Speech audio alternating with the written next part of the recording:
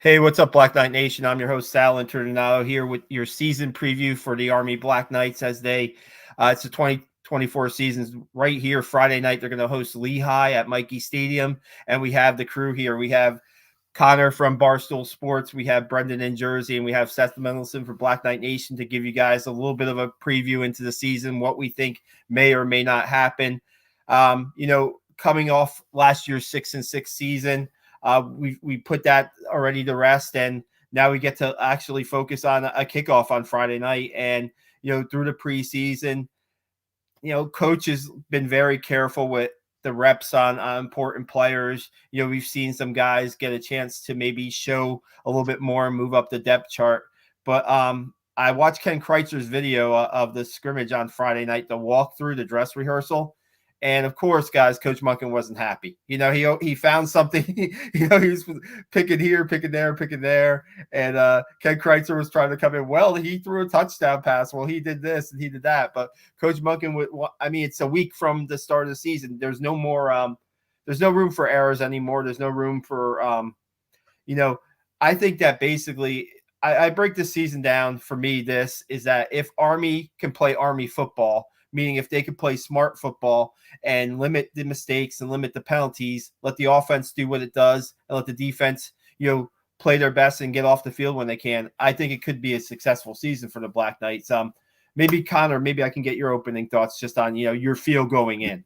Yeah, I would start by saying I'd be concerned if Coach Monken wasn't upset about something, right? Like, we could go undefeated, 15-0, win a national championship, and Coach Monken's going to say, we have work to do in this offseason. We got to get better in these areas. So I respect that, and I say that a little tongue-in-cheek, but at the same time, I think it's that attitude, that desire to be perfect, that desire to put forth the appropriate amount of effort that has allowed us to turn our culture around, turn our program around, and enjoy the success that we've had. It's allowed us to finish last year strong, the way that we did. And given the way we finished last year with that sort of momentum, and then going into this new conference, which, I don't know how much detail we want to go into it, but I think it sets up well for us in terms of the schools that are in this conference.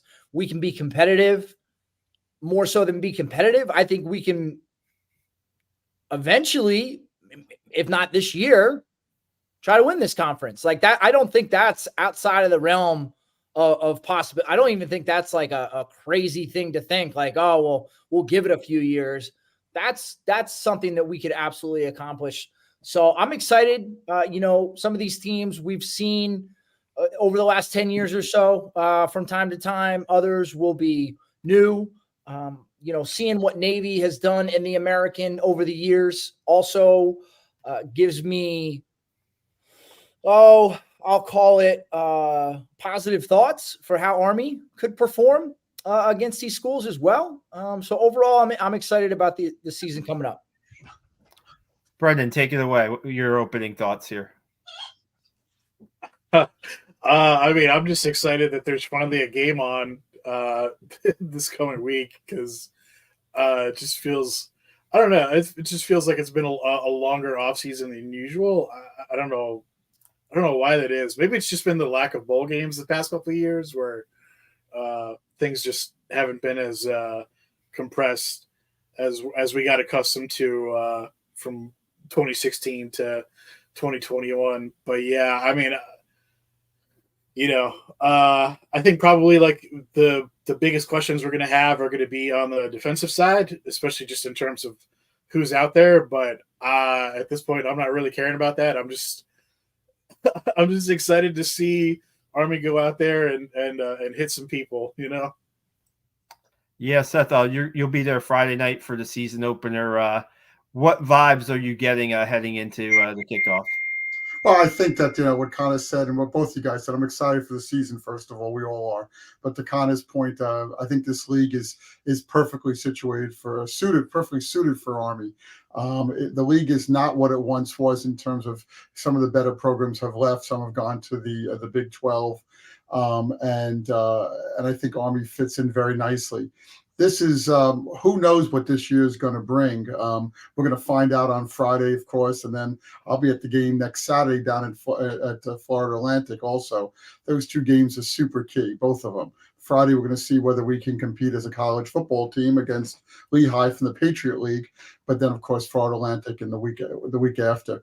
The schedule looks good. We're not playing some of the better teams in the best teams in the AAC. Memphis is not on the schedule, and Tulane is not on the schedule, and that's good. So we're entering this league in pretty good shape.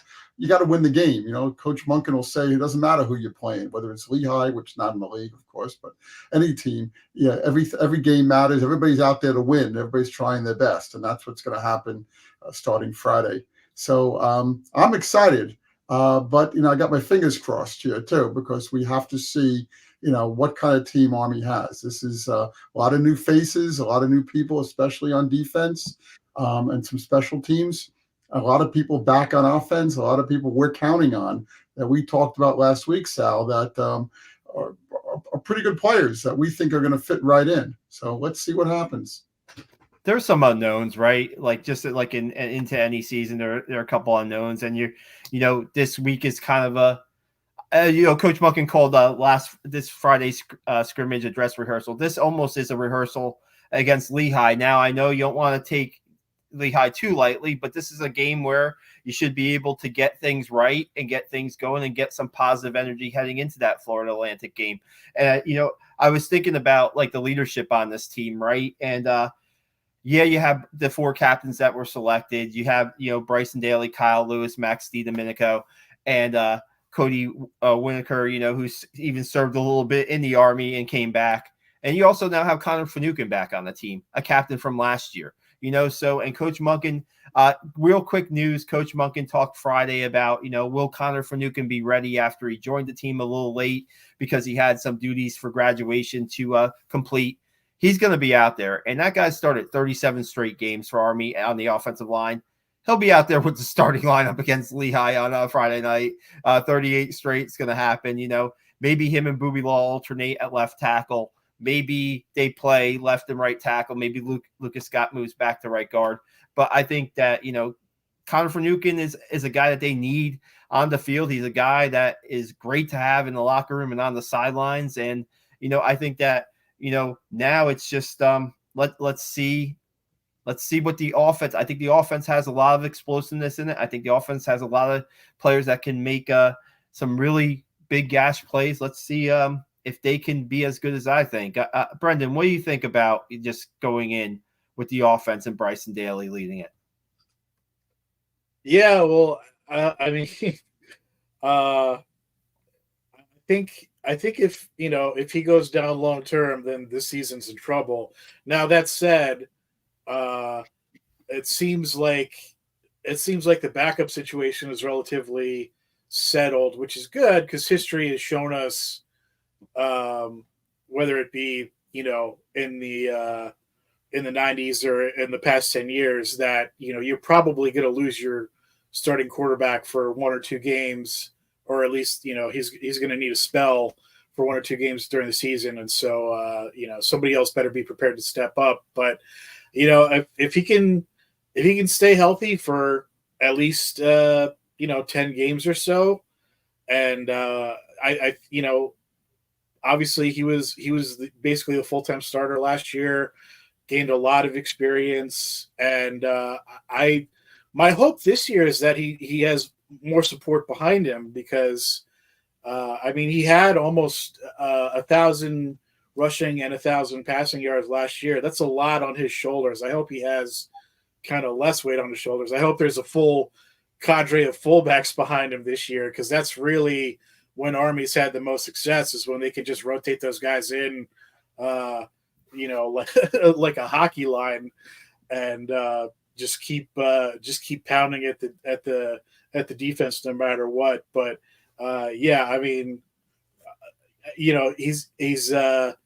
got the arm as well. So a lot of people are expecting, with the move away from the shotgun that there won't be as much passing this year. I think that's correct, but I still wouldn't be surprised to see him put up, I don't know, 600, 700 yards on the season, something like that. It only takes a few breakout games where, the defense lets one or two bombs behind him to bring those stats up a little bit. So, yeah, real quick, just wanted to I was going to ask that question about who might be the most valuable player and who Army got to have on the field. Wanted to throw out, I don't know if you guys follow the PFF college Twitter site, and they had the top 10 group of 5 quarterbacks, entering this year.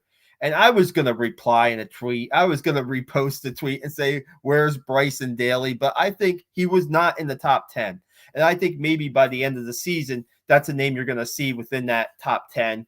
If anybody follows that stuff, I think that he has to keep the leadership there. I'm going to write a story. If you guys are check our YouTube channel out. I had a one-on-one with Bryson Daly, about an 8-minute interview that's on our YouTube channel. Got into his upbringing and how he grew up in a football family. He was coached by his grandfather in Pee Wee. He was coached by his father in middle school and high school. And he just had that leadership built into him through his father and grandfather. I'm going to write a story about it. That's going to be on our website really soon. But I mean, Connor, you played the position of quarterback. You've been around some really good leaders, at West Point in football and outside. I mean, what do you make of what kind of season maybe Bryson Daly could have? I mean, senior year and his leadership that he brings. Yeah, and I think it bears mentioning when you talk about Connor Finucane, Booby Law, I think one of the most valuable aspects of a player at the college level that you can't see anywhere on a stat sheet is confidence. And I think given the year that Bryson had last year, he's going to come back in with the confidence necessary to run this offense, right? We already know he's a gritty player. He's tough. But now having that full year under his belt, beating Air Force, playing well against Air Force, beating Navy, playing well in the Navy game, that gives you a level of confidence, especially now with the change to going back under center, to really handle this offense. And if we look in recent memory, the years that we've had exceptional years, it's the years when we had an exceptional player under center. And you think about, who's going to be the most valuable player. I could come up with some names that, talking and trying to think outside the box, but it's Bryson. We're going to go as far as Bryson can take us and healthy. And I don't want to put too much pressure on the kid, but I think he's earned that expectation with how he's played, with how he's demonstrated leadership with that team in the locker room, in the huddle. And I think that's going to be so valuable. I'm encouraged by what Coach Monken has said and what I've heard in terms of the guys that are going to be behind him, because I agree with Brendan. It'll be nice if he can get a spell here and there when necessary. But also you look at someone like him, and I don't know him personally. I haven't had a chance to get to know him. He doesn't strike me as a guy who wants to come out of the game, regardless of how he's feeling. He you got to drag him out of the game and not allow him to go back in order for him to not be on the field. So that's what you look for, especially in this type of offense. And I do think with the move to going back under center, we're going to see a lot of other guys shine. He's not going to have nearly 1,000 yards. He might have another nearly 1,000-yard rushing season, because I think he's talented and he has that capability. But I think we're going to see a lot of other players step up in the backfield. And I think that's something else that makes our offense so tough for defenses is you just got a stable of dudes that are just going to come in and give you fresh legs. You're not getting the same one or two guys that might be, 10, 15, 20 carries into a game. You're getting guys that are coming off the sideline fresh that are going to be able to pound you with everything they absolutely have. But to answer your question, Sal, I think it's got to be Bryson Daly. Knock on wood, he stays healthy. And I think we're in good hands with Bryson calling the plays. Seth, who's the Army football player you think they can't do without this season? Well, Bryson Daly is, of course, the number one player. So something happens to him, we're not deep at quarterback, and that's a big deal. Having said that, there's a bunch of different guys here who I don't think Army is deep, especially on defense. So if several guys go down, we're in trouble. But my vote is, of course, Daly. He's the key guy. I agree with Connor that we're going to see other people will step up because of new offense and a different kind of offense. But he's going to remain the key guy. Army football. I've been following Army football for 50 years or 60 years almost. Yes, guys, I'm not old. And and for since 1983, it's all about the quarterback. It's always been about the quarterback. You have a great quarterback or a good quarterback, somebody's going to lead the team. Navy's the same way. Air Force is the same way. It's a whole different offense. Hey, Brendan, I want to ask you this, and maybe Connor would even know too. I'm trying to think of the last Army quarterback that was named captain. Is it Hopkins, or was there one after Hopkins? I'm trying to think. I don't think there was. I think Hopkins in 2018 might be the last quarterback that was Army captain. So I think that might be right. Yeah. I'm trying to think through the years, and just usually defensive heavy at times, but that says a lot. Real quick out of the box, I'll go with Max DiDomenico. The secondary is maybe a little unproven with Max and maybe Donovan Platt as the only guys that really have played extended snaps in their career. Max will got to hold it together this year in the back end, and I think that from what I saw in scrimmage, very limited. Him and Casey Larkin seem to be a pretty good pairing. So Max seems to be right place, right time guy. I'm not afraid to stick his nose in there. He maybe he could play close to the line. Maybe we'll see him come up on the line and maybe blitz a little bit more this year. I know we need him in the back end, but Coach Woody's got to do some things maybe a little differently than with the personnel that he has. So Max DiDomenico would be my pick as a guy that Army can't do without. Even though Bryson Daly is everybody's, I just want to mention Max. Real quick, we have Army commit Dean G on following us tonight. And we appreciate Dean you joining us. I think he might be going to the game on Friday night. We appreciate it. We have Evan Mahans talking about Connor Finucane's return. Excited to see him. And let's see what else Evan said. He watched. Oh, yeah. I mean, we could talk about the previewing. We can go to the CIC talk if we want to. Go ahead, Connor. Please. Well, I mean, those nothing against those CBS Sports previews. They don't pay that close attention. They have some folks doing some research and feeding them some talking points. I don't know that they have the intimate understanding, because if you want to just go based on, what does the last few years look like? Well, the last handful of years, Army has dominated the CIC, right? 6 and 8, 6 and 2, right? 6 and 2, I think, in the last 4 years. I think I could be wrong. But and 5 and 2, the last 7 against Air Force, Air Force continuously, it's almost like they're trading on previous teams' accomplishments. Air Force, I don't know how you could continuously rank them ahead of Army and Navy. I could see how you rank them ahead of Navy, but I don't get how you rank them ahead of Army. So I don't put much stock. Just because you're on a television show doesn't mean what you're talking about. They also had some nice things to say about Army. We're excited to see Army coming in the American. That was nice as well. But I wouldn't put too much stock into those shows. And the one other thing I would mention, thinking about the defense being a little inexperienced in terms of guys that not as many starters coming back. We do have a lot of guys, I think, with a lot of game experience, not as many starters coming back. But the hope is that with the move back to under center, we get back to those Army teams that control the clock, control the ball, and that defense isn't asked to be on the field as much. So you're asking the defense to do less just by the sheer fact that the offense is going to be controlling the game that much more. And those games of getting 300 plus yards on the ground, hopefully are coming back too, and grinding out the clock. And that's a brand of Army football that I can get behind and I can love. But that's not to say that I'm overly concerned. And I guess I'm the eternal optimist on this panel here. I'm not overly concerned with the defense. I think we have a lot of great leadership coming back. You mentioned Max.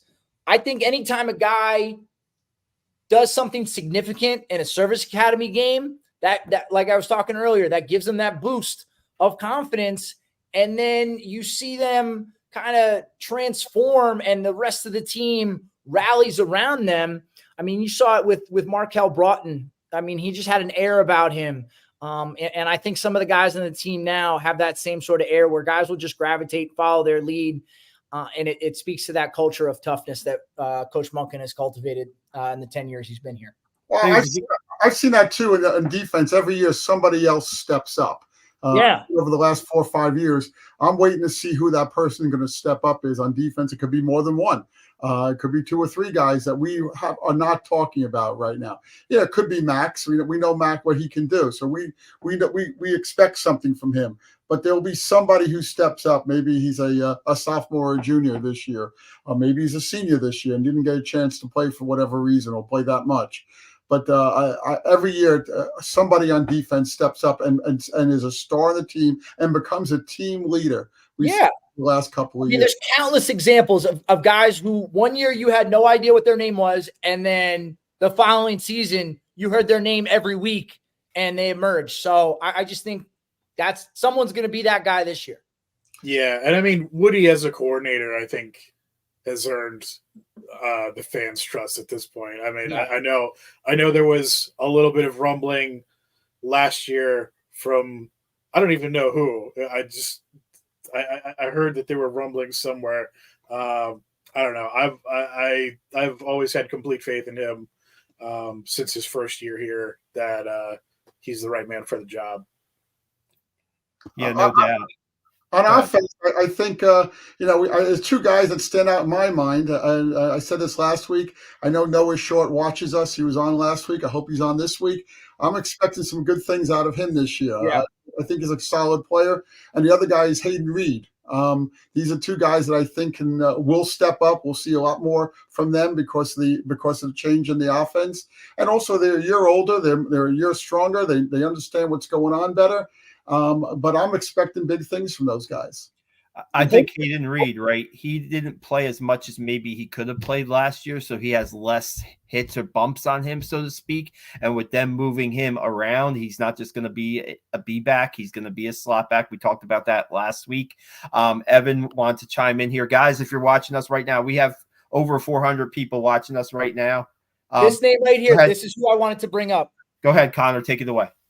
And I don't know what it is about college football, but somehow in my brain, when I see a number change, he went from wearing number 40 to now I saw him in 33.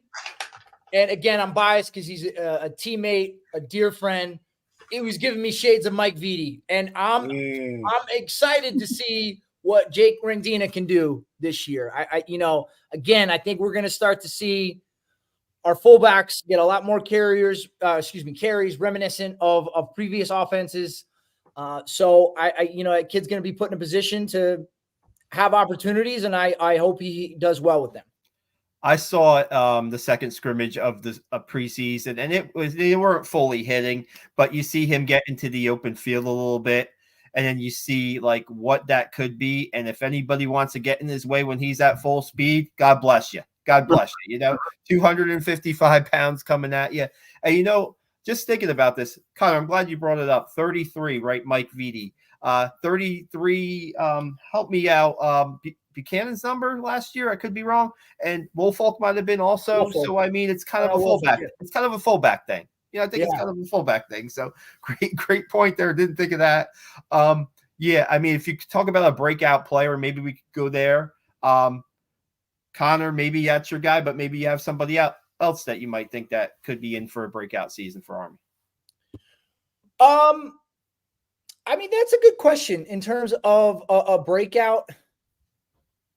I'm expecting no, go to Brendan or Seth. Okay. I want to make sure I give a good answer for this one. Fine. Because I had an answer and I'm not so sure. Okay. Brendan, you got somebody in mind?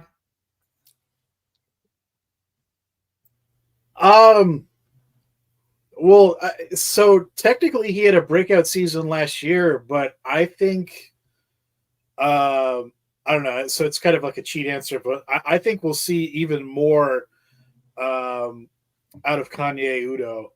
Mm-hmm. So, since as we're talking about, it seems like there's more, support in the backfield. So, I think, there were times last year where the I don't know, maybe as they got into the fourth quarter, he was maybe a little more banged up than he would have been had he been playing in other seasons. And so if that's less of an issue this season, then I think we could actually see more. He could actually make more of an impact. I mean, let's see. Right, yeah, I mean he only had one touchdown last year, so like we talk about him like he had this amazing season, and it's like, yeah, I mean he was the second leading rusher, but yeah, it's like we could actually still see more out of him. So I was flip flopping because I don't want to act like, because he did really well last year, but he did really well last year as a freshman. That's Brady Small. Like, again, you have a year under your belt now playing college football. To play center as a freshman, that's unbelievable, because that position requires a lot of intelligence, especially in this offense, a lot of maturity. So for him to be able to do that and demonstrate that he was able to carry that load and be the anchor of the offensive line last year as a freshman, that's impressive. So add that year, that confidence, that, that word I keep saying, I'm expecting big things out of him. And yeah, I mean, Udo, gosh, I would be surprised if he doesn't have 10 touchdowns, maybe more this year. And, this is not really like a surprise because we've seen what he can do, but I'm very curious about Tyrell Robinson and his health, and if his knee can hold up. Maybe not in the first game. I haven't been around practice like you guys have, so I don't know where he is, but I mean, if he's healthy, watch out. Yeah, I don't think you'll see Tyrell early. I mean, there's no need to rush him back for the Right. Lehigh game. You don't need it from the Lehigh game, and maybe you might not even see him as of the second scrimmage. He hadn't practiced yet, and Coach Monken said he's a little headed where they thought he was going to be. That tells me that they're going to ease him in a little bit. And when slot back is pretty deep. When you go to Noah Short, you got Miles Stewart, who's seen snaps before in games. You got Hayden Reed that might see snaps at slot back. You have Samari Howard, who's a sophomore, who's looked good in the preseason. David Clerk, who has some outside speed and is a willing blocker on that outside, which is important. So, I mean, right now there's not a rush to get him going. I mean, I think that you want them for those big CIC games, I'm assuming, right? I'm assuming you want them for those CIC games too. So we'll see where that goes. Seth, do you have a breakout player or somebody you think that's going to – I just say, well, I mentioned those two guys, Reed and Noah Short, but I think when you run this offense that Army's going to run this year, there are four main things you have to be good at. One is the offensive line. So you're talking about Brady Small and his colleagues up there. Very important. You got to take control of the line. Two, not in any particular order here. Two is your quarterback. You need a smart quarterback who knows what he's doing, who knows when to pitch, when not to pitch, when to pass. Three is your running back, slot back, whatever you want to call it there, who can go out and get to the outside to stretch the defensive line. And four is your fullback. And the fullbacks have always played a big role at West Point. Again, since we put the option into effect in 1983, always played a big role. So those are the four main things. Now, what am I leaving out there? Of course, your receivers and your tight ends, amazingly, but more your receivers. So if Army can break out with these guys, whether it's Kanye or if it's the guys I mentioned or the offensive line, and hopefully all of them, of course, Daly, you're going to see a good team this year. And of course, the one thing we're not talking about, of course, there's two things we're not talking about yet. One is fumbles, and two is, of course, injury. And but if you can, control the fumbles as Coach Monken always talks about, and if you can stay pretty injury free as much as possible, they got a good offense. They got a good offense. And Seth or Sal, I'm sorry, I don't recall which one of you it was, but I saw someone writing about after maybe one of the scrimmages or practices how Bryson looks even more comfortable with the pitch this season. And, that's important. I think people probably think like, oh, how hard is it to pitch the ball? There is a skill to it, right? Yeah. Like knowing when to pitch, when to fake that pitch. and just how you pitch it, where you place that ball for that slot back to get in stride. There's a lot more to it, because obviously, as you guys know, like you pitch it behind him, completely stops his momentum. So to hear that he's even more comfortable, and God, I'm sorry, I'll just say it now. I just hated that offense we ran last year. I tried to remain optimistic, but I hated it. I hated it. I got, I'm so excited given what we did in the Coastal game. I think Cody Worley is going to do an excellent job as the offensive coordinator and play caller. So I'm excited. Yeah, I'm thinking about last year, right? That offense, Connor. It's not like they pitched the ball maybe a couple times a game. There weren't a lot of game reps for Bryson. So I'm guessing that he's taking, he hasn't really practiced. He's practiced during the preseason, but his reps have been limited. They want to build the backup behind him. He's proven, but I'm sure he's working like tirelessly with the slot backs to get that right relationship and get that pitch play right. And from what I've seen in the scrimmages, the pitch plays look good. I don't recall any on the ground. So it looks pretty good. Real quick, we're going to go to Evan here. Guys, again, if you're watching right now, have any questions for us, please send them our way. Any comments, we'll answer them for you. Evan wants to know who's the monster tight end this year. Lingenfelter's in the force now. David Crossan is the starting tight end right now for Army. He's a senior. He's a guy who was Army's second tight end last year. I'm not sure David's had a reception in his career, but he's a good blocking tight end, and they have a lot of young. You look at their roster, there must be 5 freshman tight ends, and they're all like 6'6" and like 240 pounds. And who's going to be ready to play? Parker Pelosi is another guy he's a sophomore, kind of behind Crossan right now. So we'll see how that develops. I'm sure third tight end right now may be a freshman. Third tight end right now could be AJ Williams, a fullback, who's right now probably third or fourth on the depth chart, but played tight end last year. So if you need an extra guy to block, he may be a guy that you put on the wing there. So just answering that question. Let's see, we got anything else here? Worley has, the best hair in college coaching is Cody Worley. Yeah. And we hope he also calls the best plays too, right? So exactly. Yeah, I think that last year, I think that Cody Worley's had, that Coastal Carolina game certainly opened some eyes and to say, well, this is something that maybe we should have never gotten away from. And now going back to it a little, more this year. I'm not saying, like I said on last week, I don't think you're going to say 100% of plays under center. I think they're going to go to the shotgun, especially on, the down distance stuff. But I think you're going to see some different looks and some stuff that maybe you didn't see.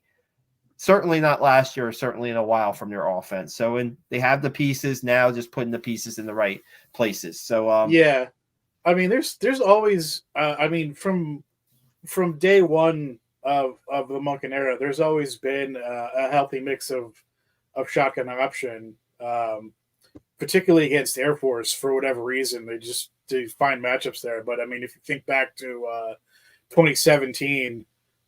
Like a lot of the yards on the ground came from shotgun option plays. So, it's definitely not going to be something they move away from entirely. I mean, the biggest thing from last year in terms of carrying over is the blocking scheme, since, they can't do cut blocks anymore. So I think, having a year of that under their belt is probably the biggest thing for the offense outside of like individual positions.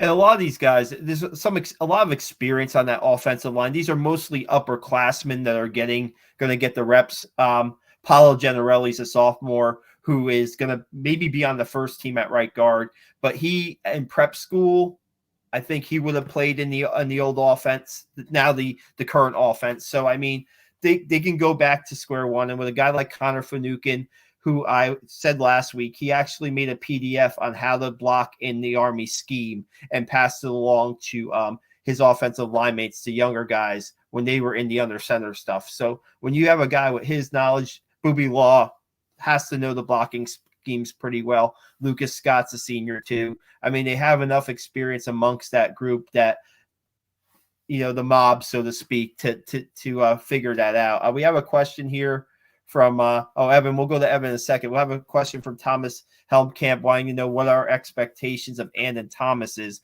Andon Thomas is a junior who is likely going to start alongside Caleb Fortner on the important inside linebacker position at Army, basically where Leo Lowen played last year.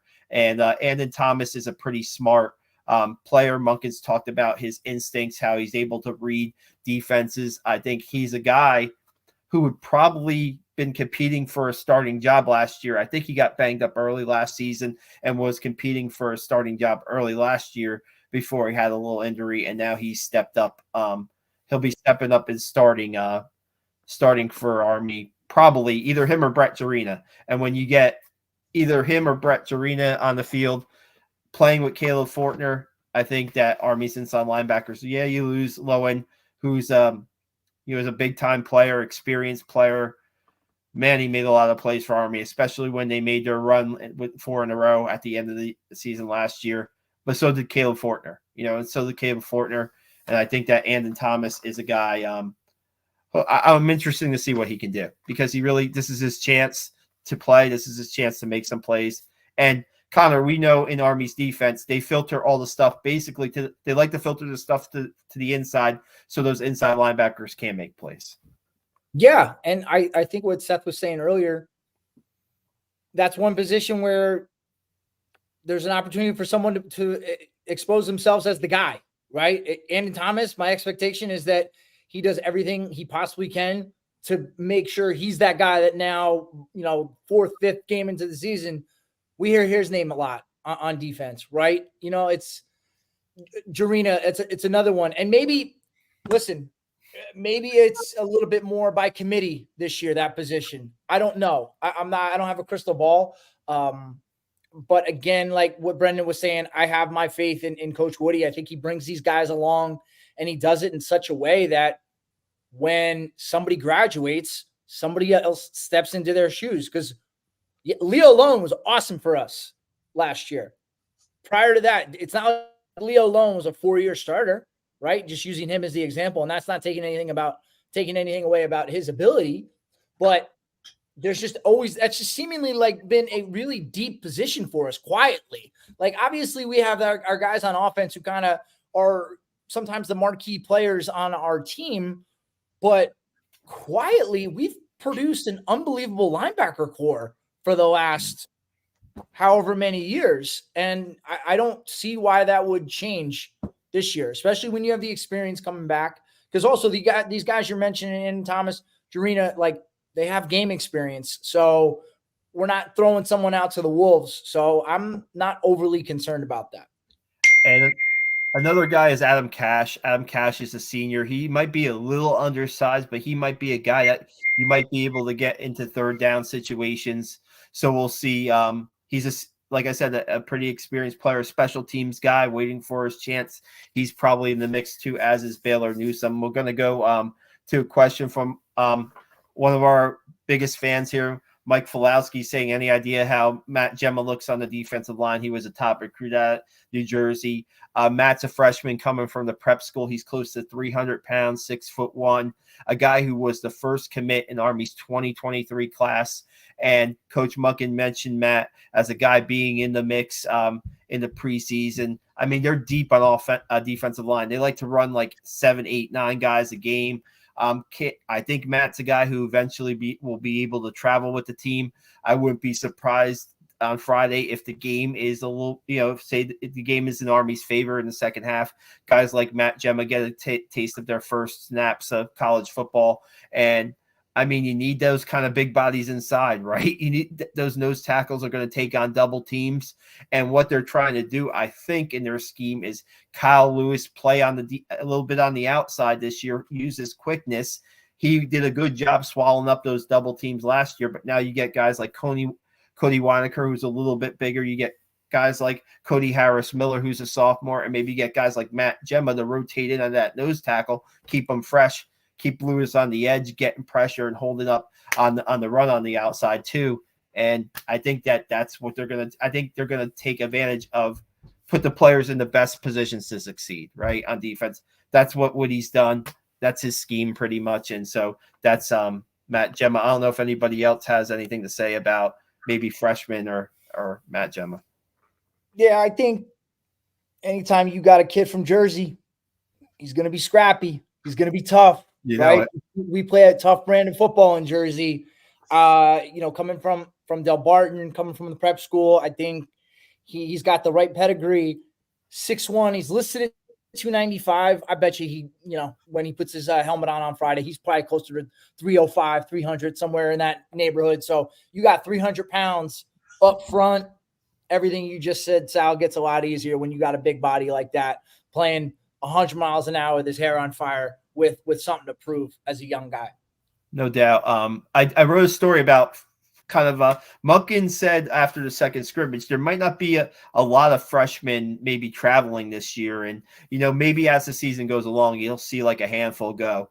And he mentioned Ethan Washington, who's the fourth string quarterback, probably right now, freshman, who, reminds me a lot of Christian Anderson. We'll see what happens with him. And then it's all defensive players and defensive line guys like Gemma, Nick Bucky's, Javon Smith is a freshman out of Kansas City, Missouri. Watch out for him. He might get into the mix. And then secondary needs some, they lost a lot of guys back then. Larry Pickett Jr. is a freshman safety. Might need a couple games to get, ready, get the, pick up the college speed. But Larry Pickett Jr. is also a guy to watch. We got Evan talking about New Jersey. We got Red Blake. Red Blake is coming out to watch us tonight. We have him, biggest impact plebe. It's going to be interesting to see. It might be Matt Gemma, to be honest with you, because Ethan Washington, if all goes well, you're not going to see much of him this year. So we'll see what happens there. Do we want to talk about the transfer portal, Christian? I don't know. Is that for the season preview podcast? No. Let's just say that Army can't take anybody in from a transfer portal. They can only lose players. So, unless you want to start over, like we talked about last week, the transfer portal does not benefit any of the service academies. Yeah, real quick, Isaiah Austin's now playing at Iowa State, and I don't think Isaiah wasn't a part of the team late in the season. From my understanding, he wasn't really around the team like later, and he wasn't going to be a part of the team this year. So, let's see if let him go prove himself at the Power 4 level and see what happens. That's the way I look at it. The guys who want to stay will stay. The guys who want to go will go. And, Army and the coaching staff will try to get the most out of them. That's how I look at it. I don't know if that's how you see it, Connor. No, I agree with you. I think, best of luck to him. I think it's important to mention, like you said, Sal, he wasn't kind of around for various reasons that, don't need to be mentioned, but I think that's okay. And I wish him luck. And I don't even know about taking in freshmen or sophomores, and that's the type of kid that we want to take in. I don't know, because I don't know many kids who are wanting to start over their college career, but maybe they get extra time. I don't know the specifics of that, so I don't think it's worth talking about. But one thing I did want to mention, because you brought up the freshman traveling thing, I like to hear that from Coach Munkin for a couple of reasons. Number one, and any team I don't care who you are, whether you're, Georgia, Ohio State, or Army, or Navy, or whomever, if you got to rely on a bunch of freshmen to travel and make impacts for you, I don't think you're in a good position. So that's number one. It doesn't bother me. If we don't have any freshmen traveling, or only one or two, that's okay. But the other thing that I like about that is that it's not like, hey, coach is just taking guys because it's a nice trip to go to a hotel and travel and stay with the team for the night. It becomes something that you have to work toward and earn. And if you're on that travel squad, that it means something. And also you get to learn from the older guys. So if he's saying that there's just not going to be that many guys, I don't know that that's an insult to any of these freshmen. I just think that maybe we're a little deeper than any of us are even privy to. And I know Sal and Seth, you guys have seen, all the practices, and certainly I haven't seen any practices, but I like hearing that we don't really need to rely on freshmen. So will we even have a breakout plebe? Maybe we don't. Yeah. We'll see. We'll see what happens.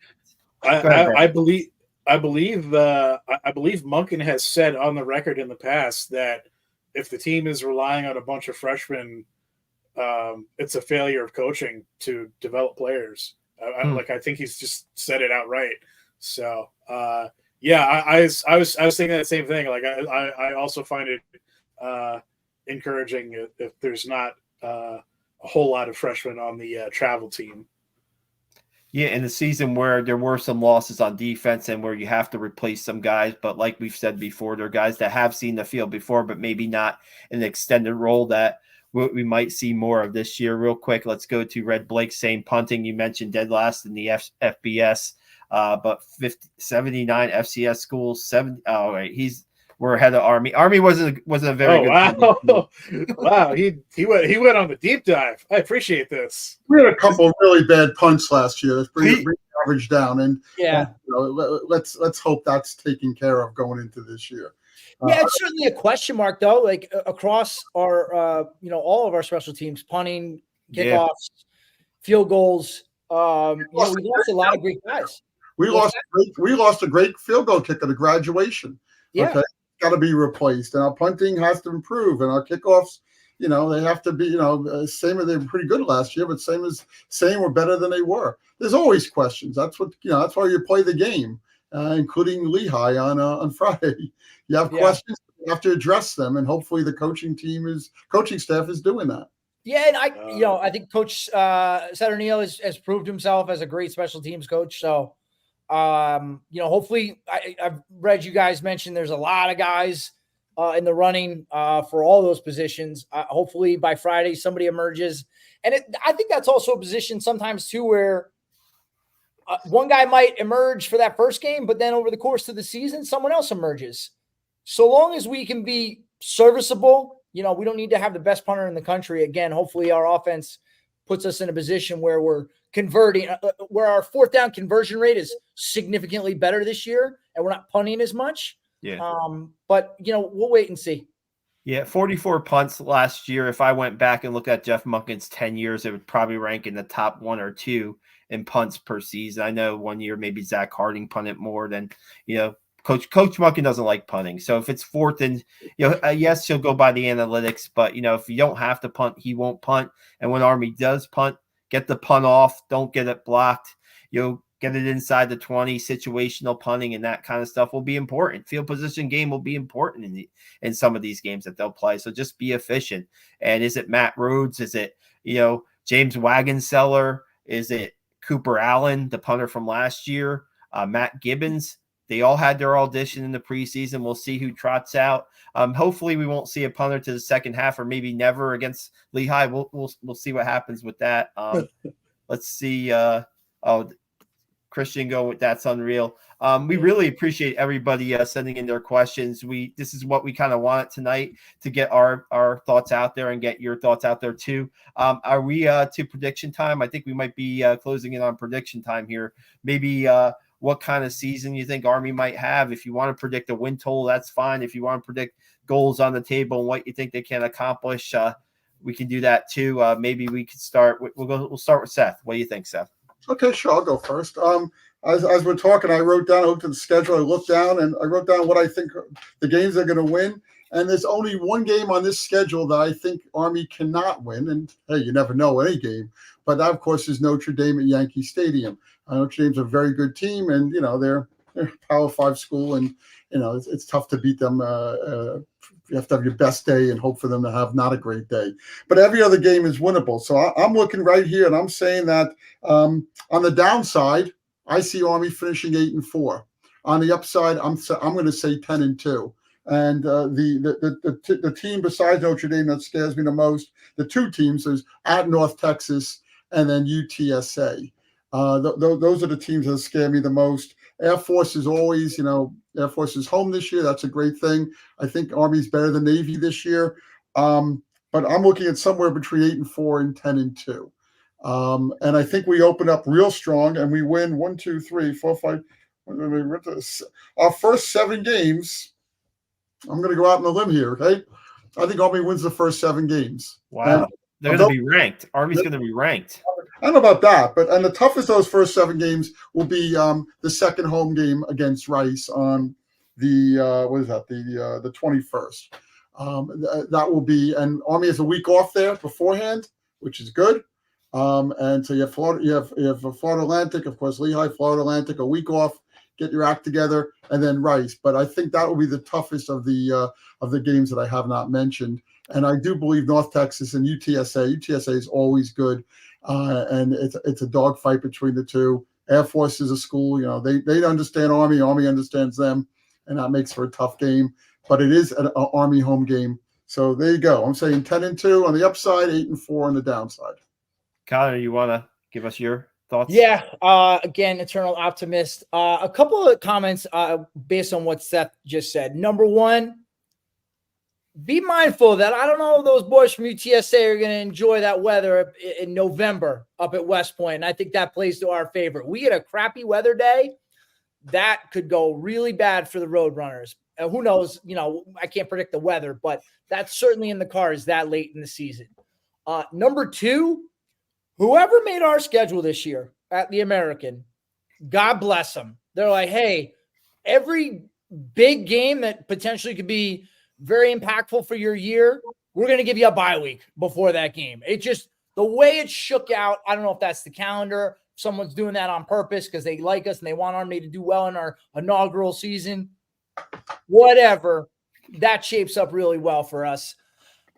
I think Notre Dame, will largely depend on what do we look like going into Notre Dame. And I fully believe we have the ability to beat Notre Dame. I think Notre Dame is of that tier where, especially as an independent, their goal is a national championship, right? So their kids are thinking about getting themselves into this 12-team playoff. I haven't looked too closely at Notre Dame's schedule, but, if their season goes haywire, who knows where their head's going to be at. Long story short, I don't see a game we can lose. Really. I mean, we can go into every game and win every game. I love when we open our season at home.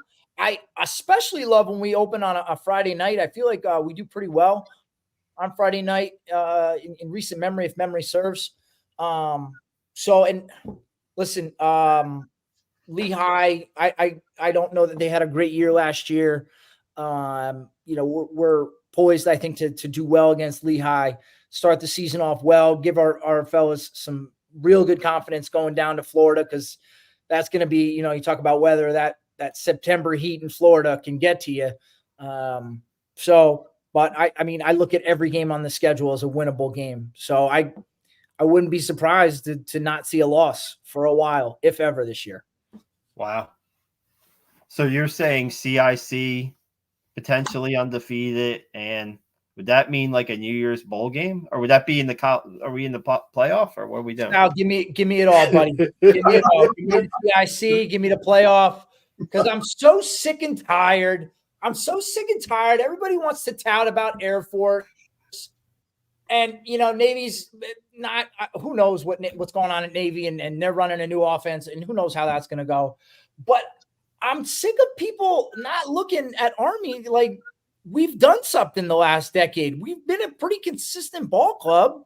I know what our record has been the last couple of years, but even still, I'm looking for some respect on Army's name. Okay. So but I think the only way to get that respect is to go out and just get it. No one's going to give it to us. We got to go out and just take it. But I think we have the team to go do that. Now, remember one thing: if Army goes undefeated in the league, that means they're playing in the championship game. Yeah. The week before Navy, and that means they're probably playing a team like Tulane or Memphis. Now, you could be I think they play at the home field, don't they, Sal? Yes. Yeah. Yeah, it's whoever's the highest seed. Yeah. Yeah. So you could be hosting that game, but there's Memphis and Tulane are probably the cream of the crop in the league this year. And again, anything can happen. But that means playing a 13-game schedule, and then if you go 13-0, you're definitely getting into the top 12. Listen, 12th team, what they're going to take. I'll also say this. I hate trying to predict. I very much prefer just 1 week at a time, and just, taking it as it comes. It's obviously fun to try to predict. But if you ask me to predict, I think I'll say we're going to go undefeated every year, whether that's stupid some years or really smart other years. I don't care. I always believe that we can win every game that we line up in. Yeah. What you got, Brendan? So, I agree. I mean, I don't know. I don't. I'll just say Notre Dame is not LSU. I can certainly say that much. But yeah, I mean, just structurally, I love the way the schedule plays out. You start with a tune-up game where hopefully you can not only start the season off on the right foot, but like empty the benches and all that. And then they go to Florida Atlantic, which the heat could be a problem, but Florida Atlantic's coming off a road trip to Michigan State, so they might be a little worse for wear and certainly less prepared for the option than they otherwise might be if they weren't opening at Michigan State. And then you get a bye to work on whatever kinks you may have, and then you've got 5 in a row: Rice, Temple, Tulsa, UAB, East Carolina. One thing about the schedule is, except for UTSA, Navy, and Air Force, none of these teams have seen Army since before the pandemic, if ever. I mean, Florida Atlantic, it's the first time these two programs have ever played, and I think that works in Army's favor. I mean, if you look at Navy's first couple seasons in the conference, I think they benefited from fog of war, however you want to classify it, but just kind of like being an unknown entity to these teams, and I think that's a big factor on Army schedule this year. And there's the eternal debate, right, of like, what's the best Army team of the modern era? Is it 96 or is it 2018? And I always give the edge to 96 because that team started 9-0, and not only that, but I think like the average margin of victory in those games was like 17 points. So to be that not just consistent but also dominant on top of that, I don't care who you play, is worthy of respect. And they earned a ranking that year heading into the final few weeks. I think this season could play out similarly. I definitely think starting 9-0 is possible. Wow. I mean, even if they start 6-1, to finally have that bowl eligibility and not have to worry about it for basically the second half of the season. Yeah. Like we've been pulling our hair out the past couple of years. But to Connor's point about Army, we want some respect on Army's name. The past couple seasons in a lot of ways have felt like bottoming out, and yet 2 victories over Navy, a CIC, and in both seasons, I would say 1 or 2 plays away from being bowl eligible, despite the burden of having 2 FCS teams. We were 2 plays away from 8 wins last year, I think, pretty easily. Yeah. 9, maybe 9. Maybe even 9. Right. So, and 2021, coulda, shoulda, would have been another 10-win season in Monken's cap. So I just think the program is poised to go out there and kick a bunch of ass and take a bunch of names. And I definitely, I don't know. I don't want to give a record because I'm with Cons. It's like you have to take it week by week. Yeah. You could not get ahead of your skis at all. But we can't get cocky. We can't get too big for our britches, because I think, listen, I'll take this away from last year's 6-6 year. I think if anything, that keeps us from getting too cocky too early. Like thinking like our guys, I would highly doubt our players are looking at the schedule, or our coaches are looking at the schedule thinking about licking their chops about how many games they're going to win. They're 1 game at a time. And you've seen pictures where in the team meeting room, who does it say we're playing every week? Army, right? It doesn't have those other schools' names. It has, we're playing ourselves every week. And that's so true. For whatever reason, I just have a nice feeling in my stomach about this year, but that has to be proved on the field. They don't hand out records at the beginning of the year. You got to go out and prove it. I Well- mean, we saw it yesterday. Florida State loses to Georgia Tech, right? And I mean, last year when you talking about Seth, you're talking about Memphis being a good team. They are. Navy went toe to toe with them. Navy didn't have a great team last year. Yes, they So do. you got to play these games, and that's why I love just taking it one game at a I time. also, I'm going to I say also, it comes down to one word in my mind: turnovers. Yeah, Which is mostly fumbles at West Point. They don't pass the ball that much, but turnovers are going to be the key. Army turns the ball over more than the opposing team, they're going to have a hard time winning the game, no matter who they play, whether it's Lehigh or Notre Dame. It doesn't matter. Those turnovers and are when we vital. force turnovers, Well, that's too, but you force turnovers. But the more importantly, you can control your own. If you don't turn the ball over, Army's a ball control offense this year more than last year. They got to hold on to that ball and they got to keep driving. And if they're forced to punt, at least it becomes a position game. But if you're turning the ball over on your own 20, 30, 40-yard line, you're going to lose the game. If you do enough of that, you're going to lose the game. So and I'm sure Coach Monkey tells it to us every day after at the press conference after the game, win or lose. It's turnovers. He wins a turnover battle, he's got a better shot at winning that game. Yeah, and sorry, really quick, I just had a memory flash because his birthday was this week, and you mentioned, Seth, Army doesn't really turn the ball over when they're throwing because we don't really throw it that much, but it reminded me of my sophomore year. So that's the 2003 season, which is a season we all want to forget. But Matt Silva, who's his birthday this week, threw 6 interceptions against Southern Miss. For the old school fans who might remember that game. But we still give him a hard time about that. But happy birthday to Matt. I still love him. Still friendly with him. Still talk to him to this day. He's a great guy. My guess, I don't remember the score of that game, but it wasn't good. Okay, well, my guess is Army was getting beat pretty bad if he's throwing 6 turnovers. That means he's throwing 6 passes. I mean, who knows? I can look up the score here. I will. But, I like to get Matt on our podcast, to be honest with you. That's a blast from the past, Connor. I'm glad you brought him up, man. That'd be neat. Real quick, let's get to some people who are watching their predictions. Christian originally had 9-3. He's at 10-3. Mike Fulowski has 8-4. Love playing a dome team, UTSA in late November. Let's see. We got Christian. If we're 9-1 and upset Notre Dame and finish with beating Navy, that's an at-large bid in the playoffs. Corey Ellis says everything.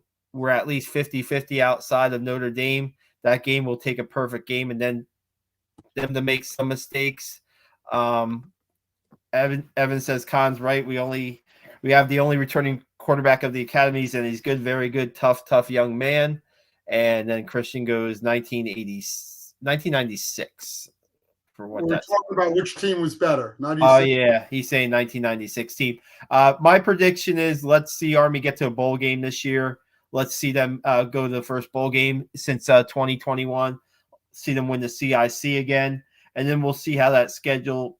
I'm not a guy who really likes to go through games, WWL, whatever. I don't like to do that either. So let's see what they got. I think we'll see something Friday night against Lehigh. We'll see how they were going to come off if this team's ready to play this season.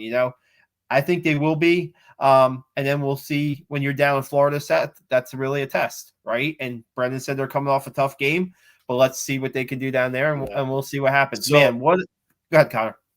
I was just going to say this, and having been on the wrong side of a lot of games, I don't feel too bad about saying this. I would really love to come out this Friday night in our home opener and just put a shellacking on Lehigh and just put up an obscene amount of numbers and points and just really solidify, like, all right, let's get this season going.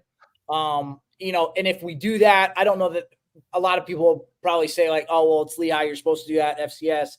Okay, got it. But on the other side, if we were to, like, eke out a 21-14, like we beat Holy Cross last year, which was a fairly good team, but, like, that game was in question for a while. We need to get back to beating those FCS teams handedly. And I think if we do that, that'll be a good precursor for what sort of year we might be able to have. No playing around on Friday night. Go for keep the foot on the gas from the start. No conservative play calling, no fullback dive 5 times in a row. Spread the ball out, get the ball to your playmakers, and let's go. I mean, let's see what this. I think this offense could be really good, and let's see keep the offense on the field. Let the defense do their thing. I agree, Connor. I mean, sometimes I think the play down, even the Navy games in the past. I think yes, Navy's a good opponent. Yes, they know what you're doing, but sometimes the play calling was played down to that rivalry. Play up, keep your foot on the gas, and see what you can do. You have the senior quarterback, like we talked about. He's got experience. He's a good leader, great player. Let's see what they have. Maybe we'll get some final thoughts here. Over 1,100 people right now watching this, and we're an hour in. Man, we appreciate all you tonight on Black Knight Nation. Thanks so much. Maybe we'll get some final thoughts and we can get out of here. Seth, I need you to cover the press conference tomorrow. That's my first thing. They're having the Monday press conference, not a Tuesday press conference. So whether you're on the phone or watching, whatever, you're there, whatever. I need you there tomorrow. Seth, go ahead. What time is that? 1 o'clock, Seth, as usual. Come on. I'll be fine. Okay. My final thoughts are, I'm going to disagree with you guys a little bit. I think that Army is going to win big against Lehigh because they're a bigger, better team. But I don't think we're going to see everything because they don't want to show everything, especially going to Florida Atlantic. So I think we're going to see some down and dirty football, a lot of running. We're going to see a lot of fullback runs, especially if they're winning and it's working. So I expect Monken to hold back a little bit if the team is doing well. If not, then he has to go out there and show everything or almost everything. So I'm expecting a big win this week. 5 touchdown win. And I'm excited about it. And, I expect a lot of different players to show up. So I'll leave on this note. I wrote it down here. Years ago, I was with somebody and we were talking about Army football. Where is it here? And he said to me, necessity is the mother of invention applies more to Army football than any other college football team in the country. And what he meant by that is that people fall out of the lineup and people come in, and they always seem to get the right guy. And I think he's absolutely right. And credit to Monken for what he's done. Jim Young did it back in the day. Bob Sutton did it a little bit too. And I think that's an important thing. And if that works out, and going back to the fumbles, we can control those fumbles and not too many of them, turnovers. I think Army's headed for a good season. What you got, Brendan, as a final thought? I'll be there tomorrow for you. It's a juicy season looking at it. There's the opportunity to do some things that haven't been done in a while.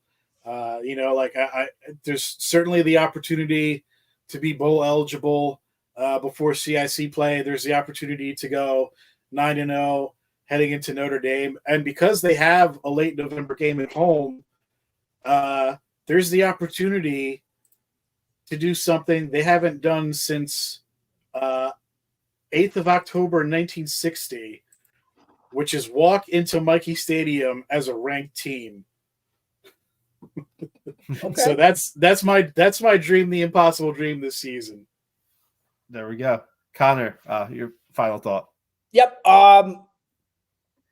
Number one, it's going to be super weird just from an aesthetic standpoint. Not seeing the East stands, that's going to be very weird.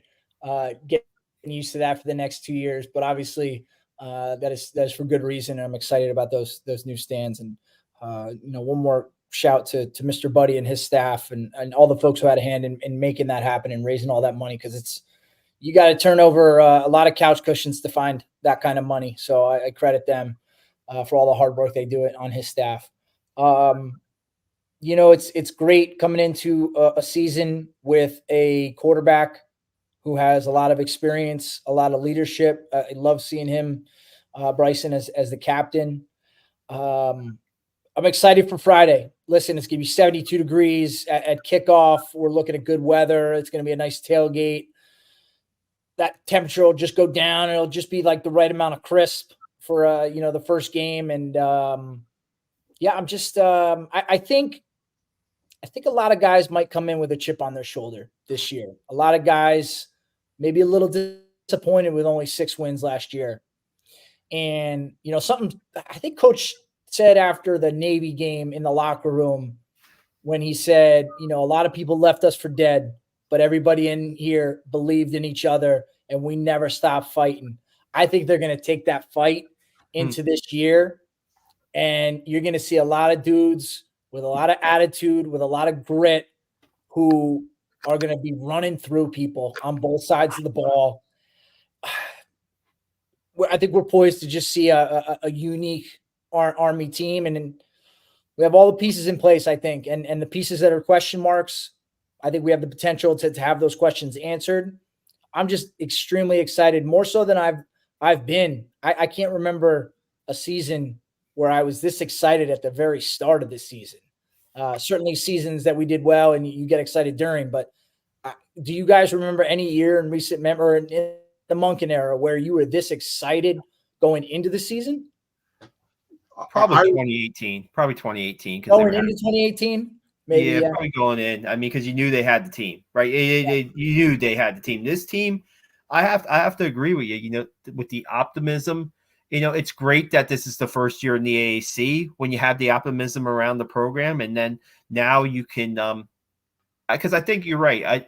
Going back to your earlier thoughts, Connor, about not maybe getting enough respect, the Army program. Now it's time to, because now you're going to be on like an ESPN networks. You know, you're not just going to be on the CBS Sports Network. You know, your games, most of your games, you're going to be on ESPN. You're playing a Thursday night game against Temple, which I think is the lone game or the ESPN game that Thursday night against Temple. So you're going to have a little bit more eyeballs on you, so to speak, I'm guessing, even though those games sometimes are on ESPN Plus. So if there's a year for optimism, why not the first year of the AAC? You know, if there's a year that you think that this team can be maybe as good as almost as good or as good as that 2018 team, we'll see. You know, we'll see. I'm looking forward to it. Let's see if we got one more quote. Toughness is a word I'm thinking of with these guys. Good point with Connor and Evan on the same page there. Guys, we really appreciate all you guys joining us. We're over 1,200 people watching right now. Thanks so much. Our Black Knight Nation is going to have you covered. Seth's going to be at the press conference covering the press conference on Monday. I'm going to have a really neat story on Bryson Daly. I hope you all get a chance to read it. I'm going to work on that tonight and Monday. It'll be out very soon.